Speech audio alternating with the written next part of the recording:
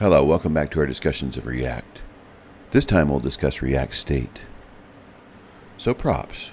Recall that props are an immutable object used to pass data to React components. These are set by the parent, but they have no update mechanism. So if you want an updatable component, you need to use state. Props are read-only. State is necessary for updatable components. For example, user actions, an API data update. The requirements for state are more complicated than the requirements for props. That's in their nature. So it requires a class component with a constructor that looks exactly like this, constructor that takes props, and that immediately calls superprops, its ancestor constructor.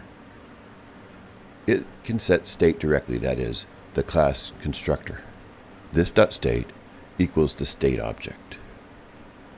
The constructor alone can set state directly in this manner.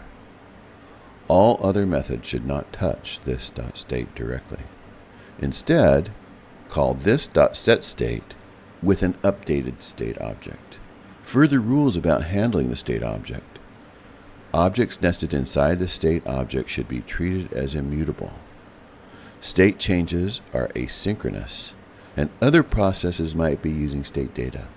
In other words, be aware of the shallow and deep copy issue with this.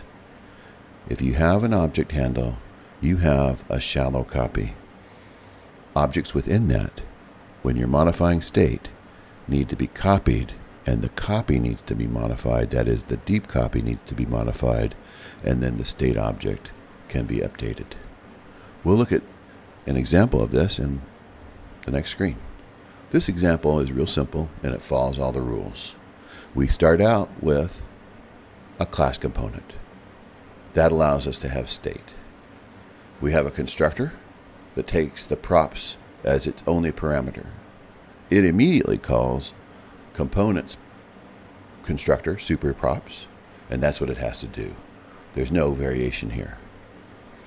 Then the constructor immediately sets the state, this.state, and it sets it to an object which has a single property, in this case, fave color red.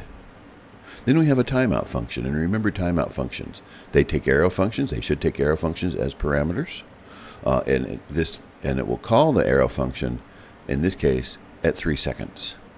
The arrow function should not be considered as being part of the constructor, because the constructor is long since, 3 seconds ago, finished executing when this arrow function is invoked by the Java system.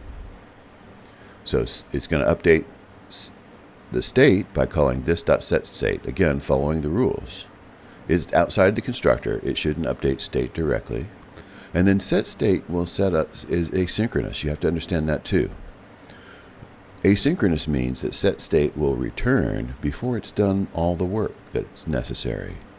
setState modifies the state, but it sets in chain the events that eventually will call the render method on this component that will redraw it on the screen.